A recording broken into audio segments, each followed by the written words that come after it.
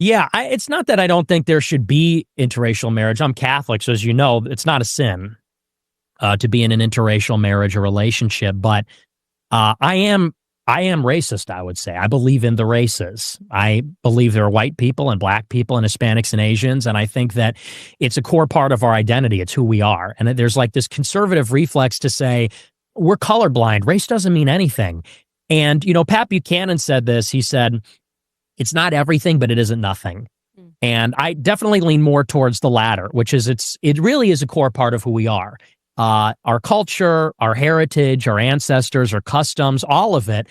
It's not that I don't think that two people can fall in love from different races. Of course they can. And they have throughout history. And the races have mixed throughout history and assimilated. But for someone like myself, I always say on my show, it's just my value. I want to marry someone that looks like me, that comes from a similar background, because I want my kids to look like me. I want my grandkids to look like me. But sorry, I just want to make sure, did you say I'm a racialist or I'm a racist? For a long time, I would say I'm racialist.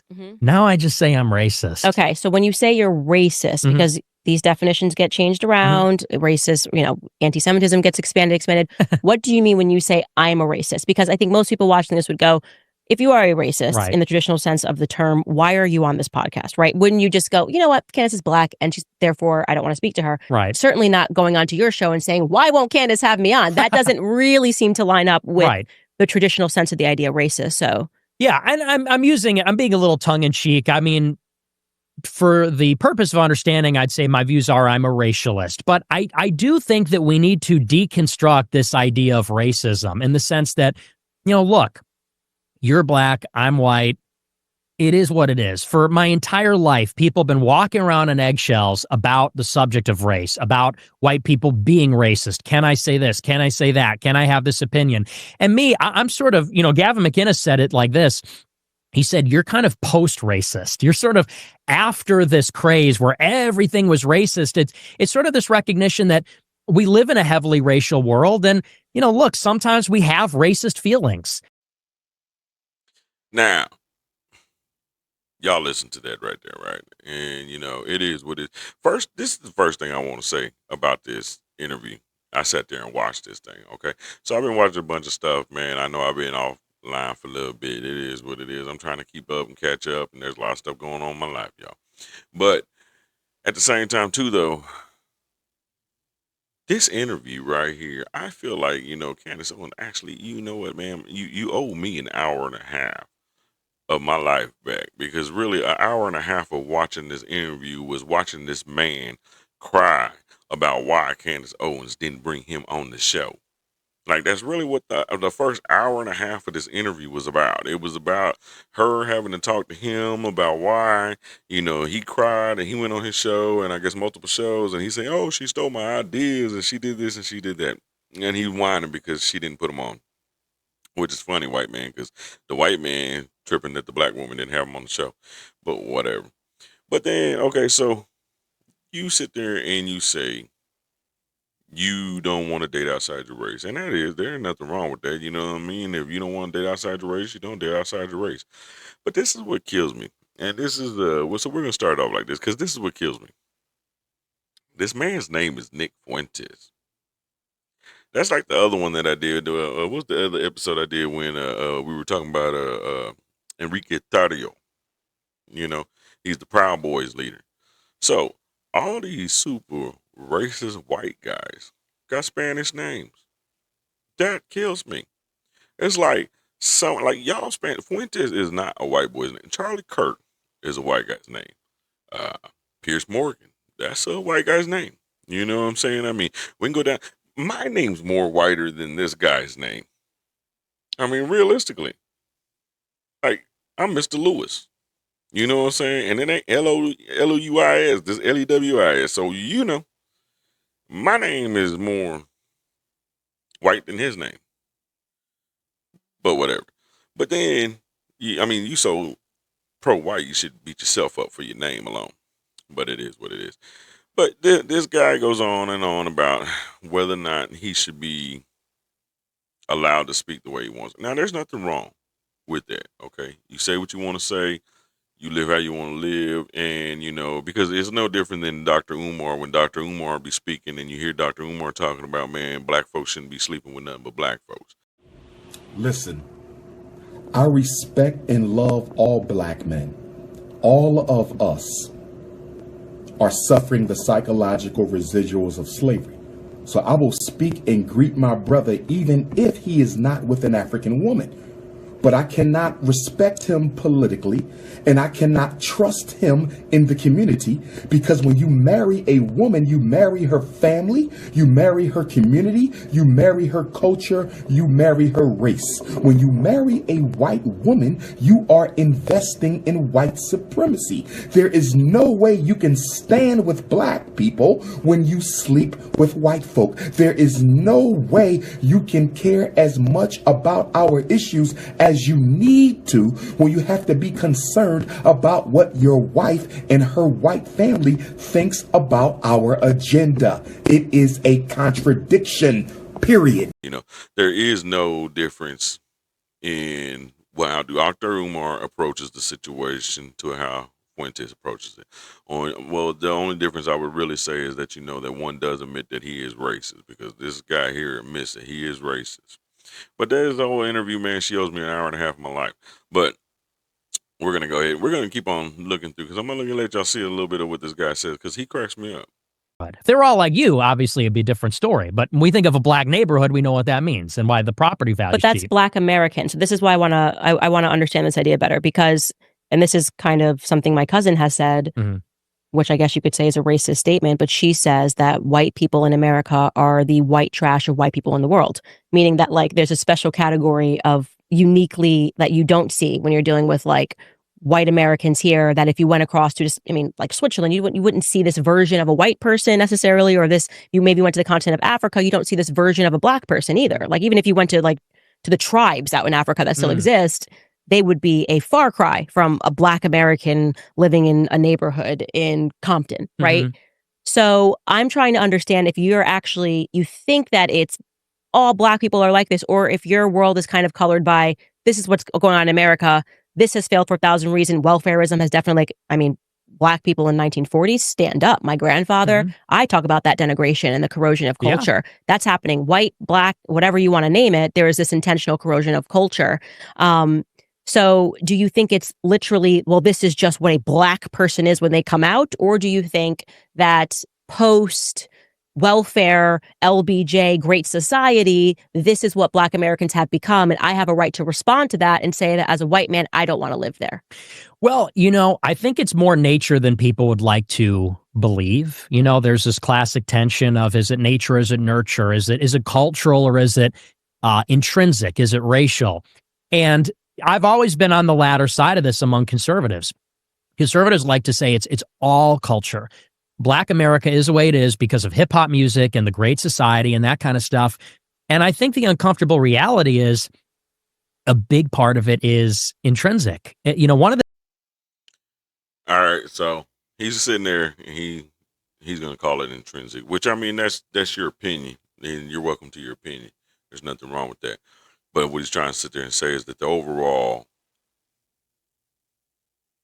lowness or lack of prosperity, I guess you could say, within the black community is because it's actually, he's going to go on, and we're going to go ahead and look at it, but he's going to go on, and he's going to talk about how pretty much, we inherit these traits. That's the reason why we're not ahead, So, that's the reason why black folks are dumb and black folks can't prosper and all this. And he goes on, we're going to look at it because he's really stupid, man. So the thing about it is he won't take, now, don't get me wrong, there's no excuse for you today in America to not get up off your butt and do the best you can and try, because we do have freedom now. We are not slaves. Now, many years ago, I get it, we did have all that. So there's no excuse right now today. I'm 43, so my dad was 60 something, so in those years, he wasn't born a slave. So you got to get up and do something. So that way we don't make people like him look like they're right. You know, because according to the way they look at it, man, the way him and people like him look at it, they think that, you know what, we are on the bottom because no matter what we do, that's just gonna. This is why I don't like the whole idea of white privilege. I don't believe in it, and I don't believe it's a real thing. Because see, when you teach white privilege, you're trying to teach me that somehow because he's a white boy that he automatically has some kind of privilege over me. And look at the mentality that this breeds.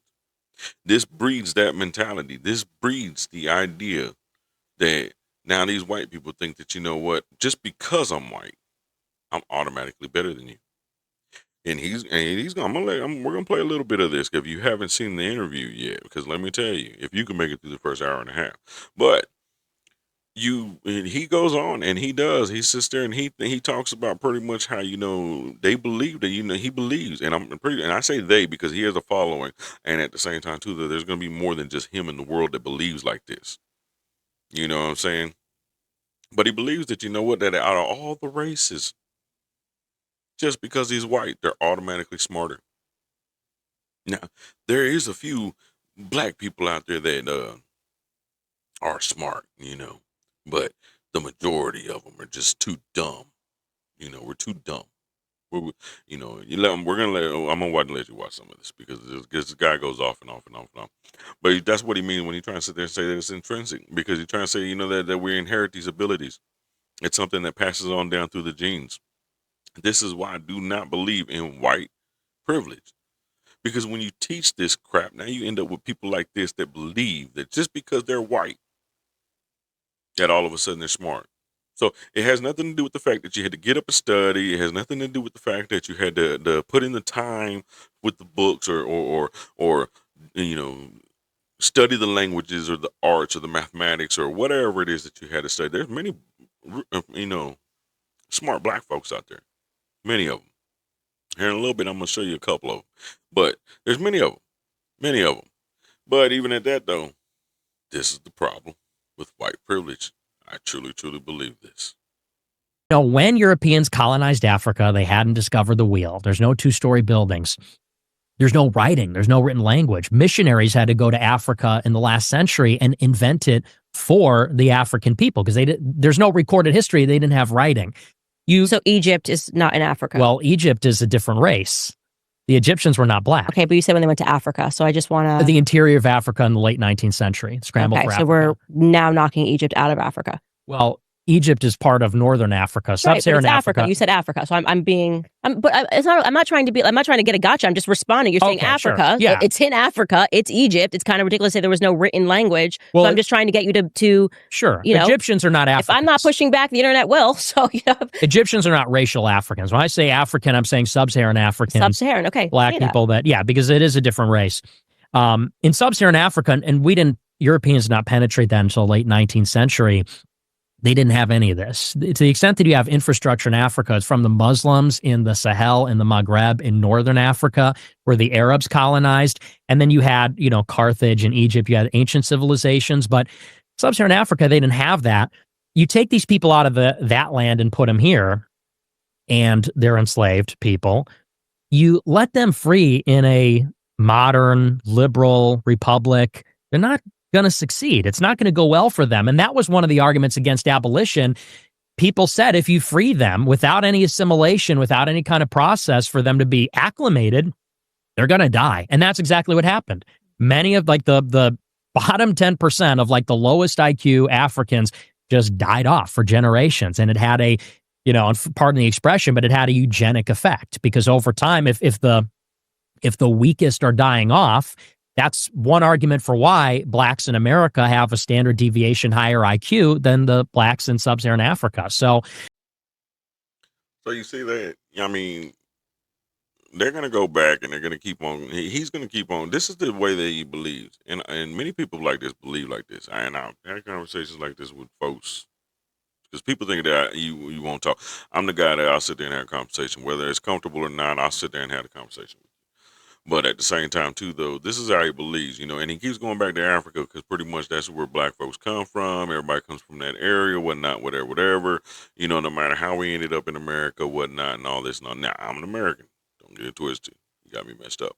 But at the same time, too, though, See, these people, they think that America is just them. This is the problem, and you know, I say this to all y'all out there who are doing y'all's thing. Y'all might well known, famous, whatever, whatever. I don't care. I don't care. You white folks, you not just America. It's not just white folks, okay? And it's not just black folks. It's not just Mexicans. It's not just Chinese people. That's one thing I don't see. I don't see a lot of Chinese people or Asian folks just out here dogging everybody out. Maybe we need to pay attention. They're smarter, they're richer than all of us. So, but a lot of these people, that's how they believe. And so he keeps going back to the African thing. And the reason why is because, supposedly that those stuck in Africa, they never will prosper or move forward. And I do like Candace because in some of these clips right now or in these interviews that she does, I don't know if I got them in the clips, but within the interview, if you watch the whole interview, she actually does push back on that some because she does tell him at one point, you know what I'm saying, that, maybe it's just that, that, black people did invent things and did do things, but you know what, some races, she don't say it specifically, so I say it for you. Maybe white folks just figured out how to be more evil. The certain groups figured out how to be more evil. And you know what? We say Europeans and stuff, like white folks. This is a question. Somebody, y'all tell me somebody respond to the video and tell me which white group is the actual original white group. Like, I mean, is it the Irish? Is it the Scottish? Is it the Russian? Is it the Roman? I mean, which group, because I always hear this, black people, white people, and all the others in between and whatever, and all around. But the thing is, though, is like, what's really pure? Who's really pure? Who really is pure? There's black Mexicans, you know that, right? There's black Spanish folks out there. There's white Spanish folks out there. You know what I'm saying? You ever seen an albino black dude? They exist. I know a few. You know what I'm saying? I mean, so, it is what it is. I mean, the skin color makes no never mind. Now, if he was to say that he was a culturalist, then I can understand that. Look, my culture, your culture, this, whatever. That's a different word. That's a different topic. But every time we bring it to a skin color, man, it throws me off because it's like, man, what does the skin color got to do with it? God gives certain people brains and he gives certain people certain talents to do things. Trust me, I've seen some black folks that are very, very smart, and I've seen some white folks that are very, very smart, and I've seen both that are very, very stupid. When I do my job, my daily job, I interact with the public all the time, and I see people from all shapes, sizes, races, down on their luck, living in these streets. So it's not just a black or a white thing, and and then I see all kinds of people doing well. It's not just a one side or another. It's a different type of mentality. But guys like this are making it big. Getting a following, making a living, doing this stuff. Dogging people out, and they're always making it about race. I'm not biting on that bullet in one way or the other. But what makes people uncomfortable about this is the idea that it's unchangeable. There's something about, and this is why I'm a Catholic, we do have an inherent desire for universalism. We do believe that there's a common humanity and a common human community and all of that. We hate the idea that we're born a certain way and we can never change. And that's just the way it is. And we even think about this in terms of, it's become not so popular these days to tell children, you can be whatever you want to be. Because we know that's not the case. Some people are tall, some people are short, some people are smart, some dumb, some ugly, some handsome. That's why, by the way, incel dumb is a big part of this also. So you believe these are immutable characteristics that are assigned at birth? I think that, yes. For the most part. Things like race, all those attributes are immutable and unchangeable. But they have changed. Just factually speaking, they have changed. They change over time, over the generations. Okay, so then you don't think it's immutable, because if this was an immutable individual person. Okay, so you're saying that if you are born at this space and time as a black person in America, here is the cards that you're dealt with, and you can't change that over time. Something like IQ does not change. No, it doesn't change wildly. It only changes genetically over. IQ is a big one, and that changes. That's a genetic trait, and so that can change over the generations, but not You can't take an individual that's 75 IQ, which is the average in West Africa, and take them to 100. So two dumb people can't produce a smart person. I believe they can actually. Yeah. But so does that kind of debunk your? No, because it's rare that happens. But IQ is a heritable trait, so it's unlikely that happens. Okay. And do you not recognize that there's group differences in IQ? Or? I think that there's group differences, but okay. I wouldn't say, and the reason why I'm pushing back on this is because those perspectives that you hold, Thomas Sowell did a really good job debunking that. Mm. If you actually look it up and, you say, is IQ genetics, you know what I'm saying? They will sit there and try to tell you. And, this thing, too, is you can't even trust Google all the time. You really can't. The way this whole world's set up right now, man, the way they got everything played out and laid out, man, because let me tell you, this whole thing rigged. Both sides of the fence. The whole thing rigged. But the way they had it set up, though, man, is you can ask a certain thing. Who's to say that that's not the answer they want to give you? That is genetics. Now, I do agree that there is certain things within the genetics that, what we used to call them, being a little slow or whatnot. I forgot how they call that. They have different syndromes and stuff like that. So you can end up with these things being born with them. Now at the same time too, though, I also believe that it's also about, if you're gonna sit there and say genetics, then I would say it's more about the upbringing and the surroundings. So if you take your children and you actually teach them to talk, they'll learn. You know what I'm saying? Teach them how to read, they'll read. You take the time, and when they're young, they're sponges, and and so like when my son was born, they tried to sit there and say that he wasn't going to be able to speak, and he wasn't going to, and if he did, he wasn't going to speak properly. He wasn't going to have, they try to make it seem like he wasn't going to have a high IQ. But let me tell you, he's one of the most intelligent children that I know. So, and that's not just me talking to his daddy, even though I'm his daddy. It's not just me talking to his daddy. He does good in school. The schools recognize it. So even at that, though, but at the same time too, though, we took the time when he was young, because they had to take him to a speech, pathologist or whatever when he was younger, a speech specialist, and they would, do this, do that with him, do the little exercises. But we also did what we did at home. Me and my wife, we would take our time and we would teach them at home, hey, look, say this like this, say this like that, pronounce this, pronounce that, what I'm saying, which he probably talks better than I do now. But, and like that, caught on. And then before you know it, he knowing how to read, and then along with reading comes, soaking up and learning and learning and learning and learning and learning and learning, doing more.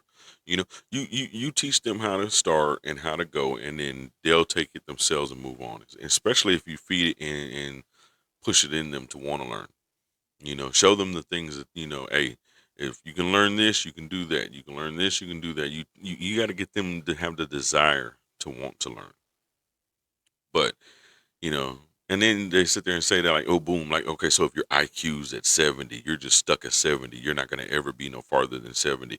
Well, yeah, you know what? I would agree with that to a point for a lot of people. But the only reason why I would agree with that is because a lot of people feel like, you know what? I'm stuck in my ways. I'm not going to learn no more. Because they don't want to actually take the time to learn things, which, yeah, it does suck, especially when you get older. You're trying to learn some new things. You're like, man, wow, I need to do this. But at the same time, too, though, when something clicks, me, myself, I've been going back to school, trying to finish up this degree. There's times when, like here recently, I had to sit down and take some time and actually get into the books and, like, let me get this, let me get this, let me get this. But the funny thing is this. Once it clicked, I realized it wasn't really that hard. I was making it more difficult than it really is. I was sitting down and I was procrastinating mostly. I would push this, and read a little, read a little, read a little, and do a little, do a little, do a little. But I wasn't really actually sitting down and just focusing. And then here recently, I just sat down and I focused, and I boom, pulled my grades all the way back up. Like from bottom on all the way back up. So it could be done. It could be done. Now I had to go and do different methods because the methods they were trying to use to teach me how to do it was kind of weird. So I went and learned other methods because there's always more than one way to skin a cat. So I went and learned other methods on how to do these things, and then it ended up clicking. And when it clicked, it was over with. It was over with. You couldn't tell me nothing else. I was turned it in. Teacher's like, "Oh yeah, great." You know what I'm saying? So I don't believe IQ is just stuck right there.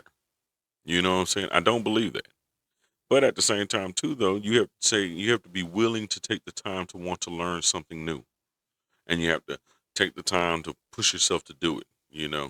I regardless of what people think, I don't get paid to do this. You know what I'm saying? I do this because I like to do this, and then at the same time, too, though, people have actually started to like the show, and they tell me they've been telling me, well, man, well, you ain't even done a show in a couple weeks. What's going on? What's going on? And I'm like, okay, well, my bad. You know what? Let me get back on it. I got you. Just disagree with you fundamentally, but you have a right to have that perspective. So you don't think that there's group differences on average between the races? I think, just to be clear, I think there would be group differences if you took like we were talking about, an American versus somebody who graduates college in Europe. There'd be tremendous differences. Not tremendous, but yeah, there would be slight differences. Yeah. But you don't think that racially there's differences between races? I think, yeah, because we have huge differences culturally. So going to your point of saying, I don't want to live in a black neighborhood, well, neither does LeBron James when he gets money, right? And there's a reason for that, because there is something that's happening culturally in Black America that's been going on for a very long time. But that thing, I would argue, didn't exist in... What about in Africa and Haiti? I mean, they're killing and eat each other in Africa and Haiti. Everywhere where they are, you have these problems. Yeah, I'd like to look into, and I'm pleading ignorant, but I've heard some things about what happened in Haiti and what the Clinton Foundation did there. So I think I'd have to look more into the history of Haiti to be able to push back on that at all. I don't think I agree with that. What about all of Africa then? There's not one country in sub-Saharan Africa that's successful. Not one. They're all least developed countries. They're all failed states. This kind of reminds me, and we could kind of flesh out this conversation together, and I'm not perhaps ready to have it fully, but I do remember going back to Dave Smith where he was conceding a point on, well, all of these other Middle Eastern countries, no, you wouldn't want to live there. You'd want to live in Israel. And in my mind, I'm going, well, because you just keep bombing the crap out of them if they ever try to get ahead. I remember watching this clip of him saying that, going, why don't these countries get ahead? And kind of going back in my mind to the Gaddafi speech where he was speaking essentially about, here's what we got to do in Libya to get ahead. Here's what we're going to do with the dollar, and we're going to be progressive and this and that. And they killed him. And then what happened to those Libyan refugees? Suddenly they're now pouring into, just like he said was going to happen, that they were now pouring into the European continent, and Europeans are complaining, who are these people? And so the question is, are we allowing, because I'm like, Africa's a pretty rich country. Like, why aren't Africans controlling the diamond trade? Who's taking all of the diamonds so that they can't control the diamond trade? And how long have these people been doing that, being essentially culture vultures? That's kind of the journey that I've been on now in terms of really trying to go back and look into history to see what's happened.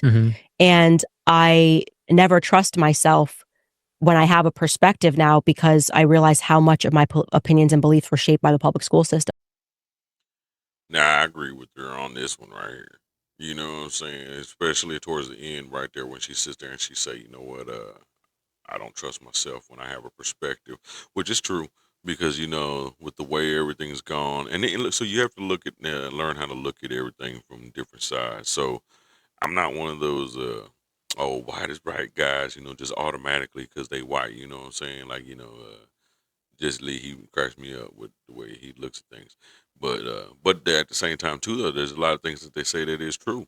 You know what I'm saying? So I mean, like right now, I don't know the full story going on over there in Haiti. At the same time, I see those people that since Trump went ahead and rescinded the which I think they put a pause on that, but he rescinded the passes for them to be over here.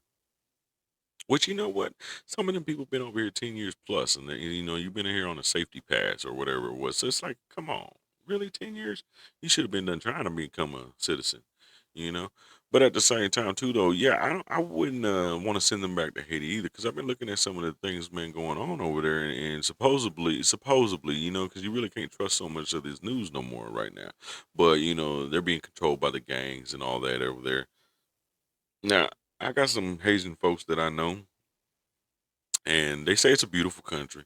You know, it's a beautiful area, beautiful living. You know what I mean? But they showing that they have a lot of tensions over there right now. You know, like she said, I would have to look more into it. You know, but at the same time too, though, I wouldn't want to just send them back over there either.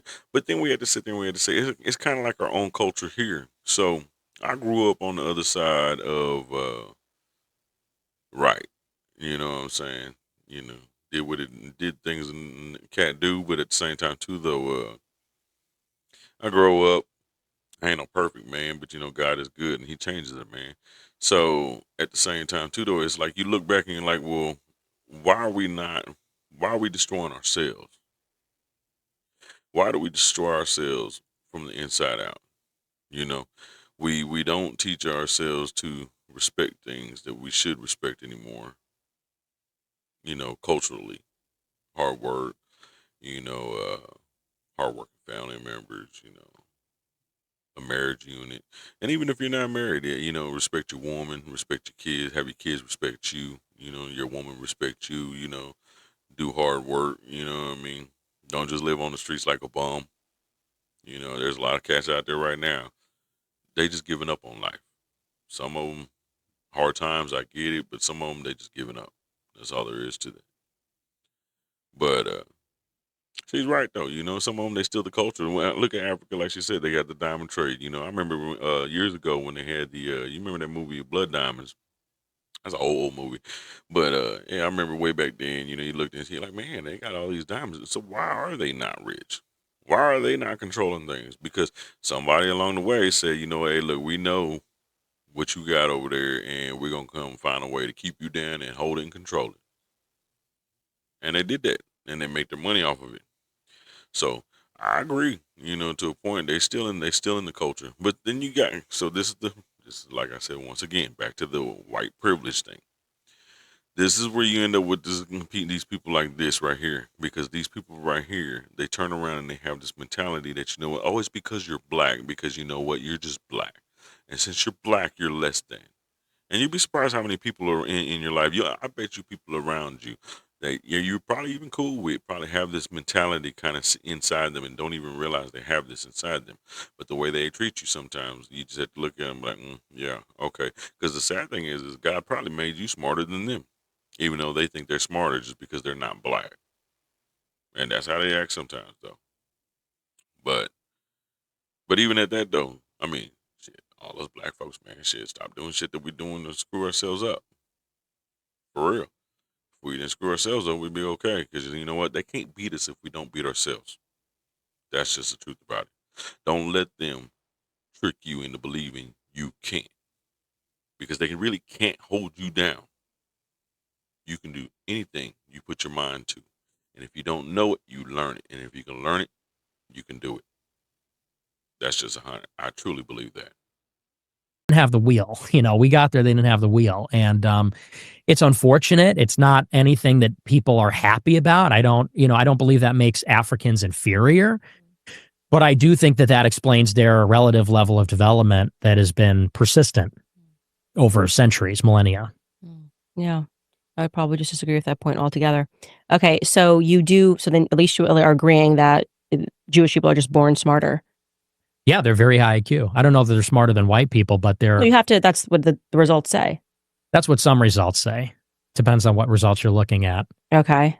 I thought that was kind of the, maybe I'm just reading it in one term, but I'm pretty sure that I read somewhere that like Ashkenazis have the highest IQs. They like to embellish that. And there's different kinds of IQ. I think Chinese people probably have the highest IQ, Chinese or Japanese. But how do you pick and choose what you believe and what you don't believe and then form a basis like, well, I definitely believe that black people are dumb, but I totally don't necessarily believe, I'm obviously being a little bit hyperbolic here, but I totally don't necessarily believe that Ashkenazis are the smartest. Like, how do you...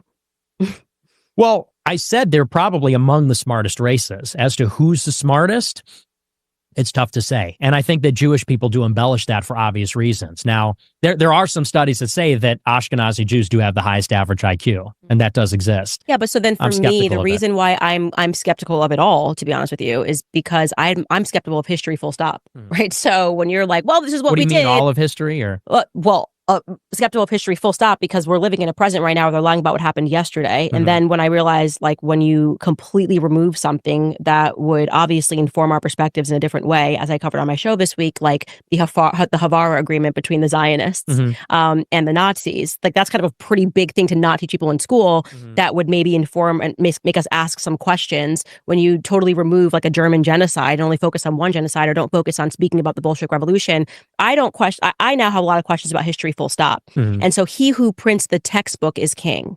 Agreed. And so if you Now was cool right there.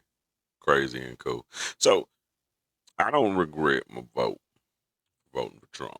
And that's only because, man, you know what, in all honesty, I truly believe like this. So you know, they get mad and they say that, you know, even though Trump, he messed up. He did mess up, dude. Because let me tell you, not releasing those files, he should have released those files. I'm going to say that right now.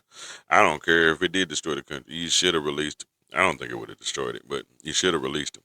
Because why you didn't? That's a real good question. But even at that, though, you look at all this right here, and these folks, man, they think that they can use our ignorance against us. And I say ignorance as a whole because so you know, there was a saying in I forgot what movie it was I had seen where there was an old saying, and they said that the people are smart, but or a person can be smart, but people are stupid, and this is what they count on. Both sides, Democrats, Republicans. Because see, look, the truth about it is I honestly don't believe either side is really truly 100% for the people. Now, I do believe that one side or the other does fight for our country, as the other side tries to fight for the world as a global situation, and we can't have a global situation because see, this is the problem with the globalization. If we move the whole world into one economy, we move the whole world into one country, one world, you're going to end up with one leader. If you have one president now, you have one king now over here, you have one pope, you know what I'm saying? You have one whatever, one. If you end up in a world economy, one world order, you're going to end up with one leader. It doesn't matter how we cut it, call it, whatever you want to say. Oh, well, we'll have organizations. We'll set up committees and stuff and all that. Nah, that's not going to work. You can have your committees. Somebody's going to tell the committee how to run it. It's just the truth about it. It's a domination game that's been played since the beginning of time. People have been trying to run the whole world, you know, the Mongols, the Chinese, the Japanese, all that. Everybody's, you know, the Romans, you know, their whole thing was conquest. And go back all through history, every kingdom, every empire, they all wanted conquest. That's why they fell, and they broke apart, because they were always trying to stretch out farther and farther and farther and farther. They wanted to conquer the world. It's what they want to do. So somebody's still out there that wants to conquer the world, and it is what it is. So that's really who you decide who you want to vote for. But she sit here and she say, you know, talking about the books and, you know, the textbooks and how the history books get written, you know, and they say the winner is the one who writes the history, which is true. I mean, if we fight to the death and you kill me, I really don't got no say so on what moves forward, do I? So, you know, I mean, it is what it is. But at the same time, too, though, when people do start finding out the history, and then like because I think right now she's having glimpses of her eyes opening, because she's gone outside of the schools, outside of the textbooks. So, like I tell my son, learn what they teach you in school, but you still need to learn about God. You still need to learn about these other things, you know. So, and it's on us as parents, you know, to teach certain things outside of the school, you know. But as you start to learn these things, you start realizing that there are other questions you want to ask, but they're the specific setup. Like I said earlier, it's like Google.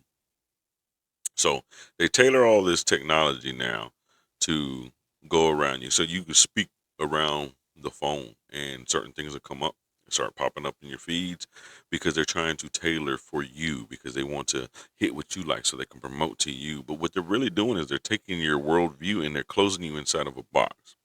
Because you can sit there and say, I like an ice skating show, or tap in and start searching ice skating shows or whatever, whatever. So now all you start seeing is ice skating shows, all this and all that, or soccer or football or whatever, whatever, whatever, whatever. So instead of seeing the world, they start to narrow you down.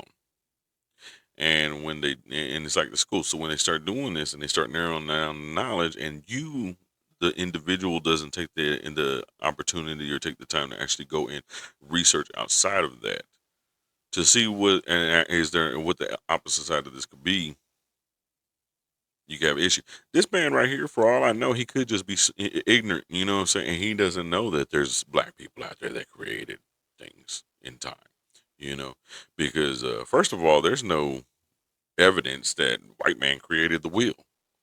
There's no evidence of nowhere in history that states that the white man created the wheel and saved all humanity, you know, because that's their trying to do. Now, if you're smart, white guy, you're smart. If you're strong, you're strong. If you're athletic, you're athletic. You know, I'm not knocking you. You know, if you're better than me in any kind of way because you're just better than me, then you are. It is what it is. But it's not because you're white, because you came out your mama white. You know. So if I'm better than you, it's not because I'm black. It's not. That's the talents and the gifts that God gave me, and the talents and the gifts that God gave you, and that's the way that'll play out. So now that it's hitting her in the head that, you know what, there might be other questions to ask out there. You know what I'm saying? Now she's gonna get back to I think I see the wheels moving. A very sophisticated effort to, just like you would say now, in terms of people that are intentionally attacking Anglo-Saxons. I'm just learning about that there were these books that were written we must genocide the Anglo-Saxons that were going on for a lot longer than I realized. History didn't begin with World War II, but I think it would take a lot of time to kind of unpack that. Yeah. Like, are we stopping people from getting ahead just because, I don't know. That just sounds, I mean, being honest with you, that just sounds to me like a left-wing argument when they say, why don't these countries get ahead? Colonialism, you're a colonizer. It's like, okay, but when we got there, they had no development. When we got to Africa, they had no technological development. So you think that history. Even if we weren't at war, and sure, you could say that you think that's a leftist argument. I would only push back on that because I've learned so much about just like recent history that I didn't know. But you think that the Middle East, like, if we had done nothing in terms of the Middle East, that they would just be savages and just be like, America didn't do anything it doesn't set anything backwards, and you're just like bombing a place. Yeah, kind of. I think that we did set them back because when they don't have political order, it prevents development and investment and things like that. But, again, when you look at the antecedents of all these, the history didn't start, like you said, with World War II in the 20th century. There's a reason that European civilization created this enormous gap between them and everybody else. And I don't think it was that it was white supremacy or it was unfair or something like that. I think it's because Europeans are smarter. I think that on average, Europeans are So to use smarter. your argument against you, that could be said about Ashkenazis. So if you're sitting here saying, I believe in some conspiracy and that it's a coordinated effort and blah, blah, blah, they could look at you and say, that's a leftist argument. We're just smarter. I think they are smart. They are smarter. I think they're the smartest. Well, I would say this. I would say they're probably as smart as the smartest white race, but the difference between the Jews and the white people is that they work as a team. And so if you look at, for example, things like transportation, white people invented every mode of transportation, railroad, cars, airplanes, all of it. When you look at fields of knowledge, white people invented all that, chemistry, anthropology, all that stuff. So white people really did give birth to the modern world in a major way. Jewish people are high verbal IQ because they're lawyers, they're rabbis. That's what a rabbi is a lawyer. That's what the Talmud is. It's a lawyerly back and forth. And so they're skilled at some things, and you're not wrong. They're extremely educated, they're extremely intelligent. They're a unique case where, 2% of the population overrepresented 2,000%. Are they 2,000% smarter? Answer is no. Because if you look at the standardized testing, the top scores in the high school standardized tests are almost all Asians in math and science. Asians aren't overrepresented in power. It's Jewish people. So Jewish people are not, proportionally as more intelligent as they are more overrepresented. And that goes to their real superpower, which is they're an organized minority. So, I sit there and I listen to that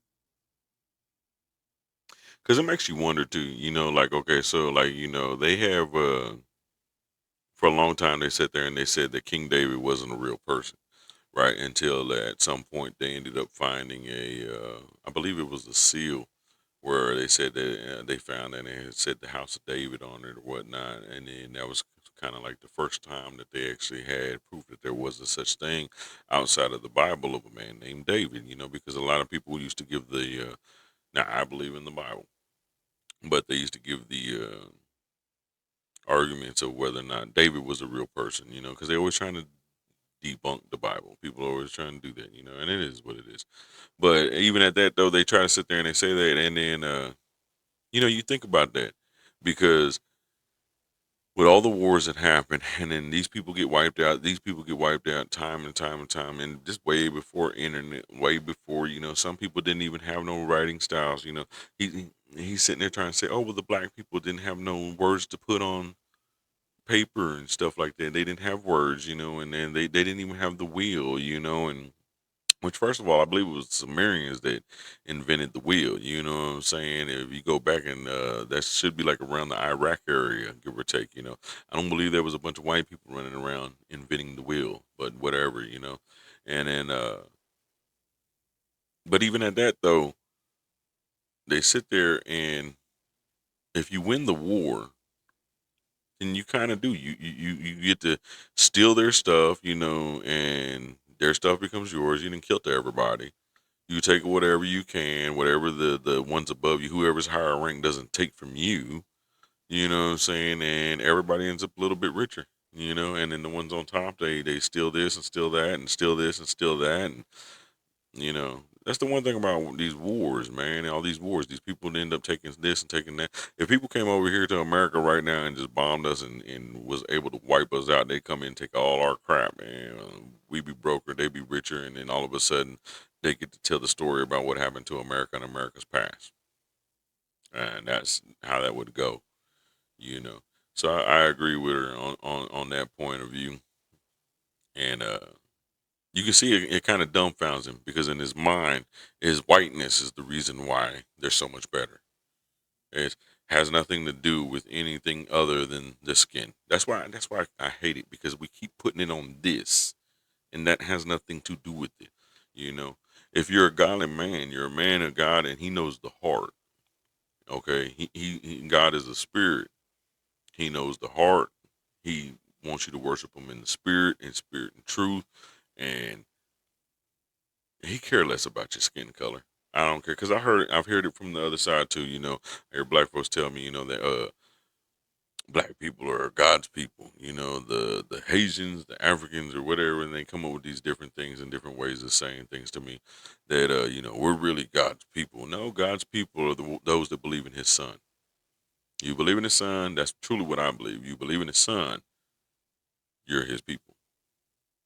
Now, even at that, we still got to be careful, because He gets turned around, and one of the worst things you can ever hear is, "Get away from me, I do not know you." So let's hope that we don't end up there. But she is right. Those who win the wars and kill everybody and take everything, man, they're the ones who get richer and get to tell the story, and they get to change the way facts go. So there's nothing wrong with double stepping as we move forward now, to make sure we're not really stepping on our own toes, and I don't care black or white. Don't think that just because we the same color that you're going to play me. Okay. I just fundamentally disagree. I think that, it's such a one-sided, it's unfortunate, but it's so one-sided, just a chronic lack of development and persistent underclass status and lack of contributions to mankind. I mean, certainly in the arts and in athletics, but no inventions, no philosophers, no true great masterpieces, anything like that, in terms of fine art, really. And then you have the whole planet is like this, I mean, if half of Africa was super developed or halfway developed and the other half wasn't, maybe you'd have an argument, but it's whether they're socialist or capitalist, whether they got colonized or not, whether they got freed from slavery in 1800 or in 1860, or it's the same story everywhere. There's not one written language among them. You know, you talk about he who controls the printing press. They don't have books. They don't have words to put in the books. Imagine living in a world ranging from hazy, clouded vision to that of total darkness for 30 years. Before 1985, that was the plight of those with cataracts who did not want to risk surgery with a mechanical grinder. As a noted ophthalmologist and famous black inventor, Dr. Patricia Bath dedicated her life to the treatment and prevention of visual impairments. Her personal belief that everyone has the right to sight led to her invention in 1985 of a specialized tool and procedure for the removal of cataracts. With the laser phaco probe and procedure, Dr. Bath increased the accuracy and results of cataract surgery, which had previously been performed manually with a mechanical grinder. With the laser phaco probe invention and the development of the procedure for its use, Dr. Bath helped restore the sight of several people who had been blinded by cataracts for up to 30 years.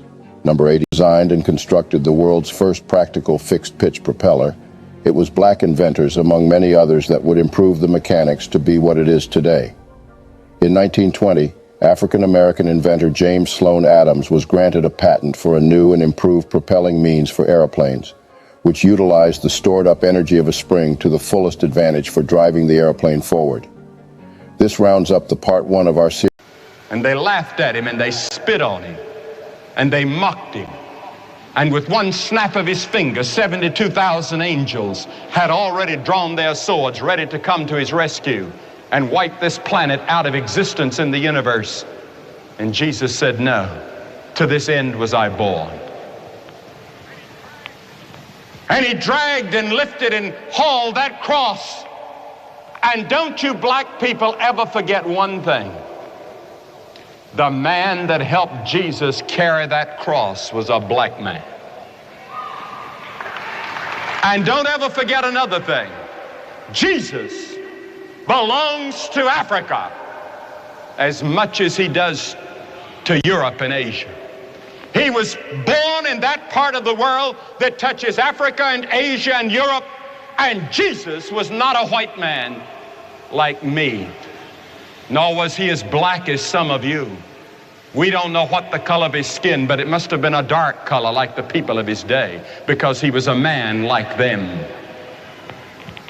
Don't ever say it's a white man's religion or a black man's religion. It's a world religion. He belongs to the world. Humble Not Timid. Another voice, another choice. Have a good day. Getting mad at me, player, but they ain't taking my place. And I'm a misbreed, homie, so they hate my race. Or maybe I'm just ugly, so they hate my face. Either way it go, homie, take the hating away. Now I'm suited in my armor and I'm just ready to play. So now put me in coach, cause I'm just ready to play. See, I told y'all I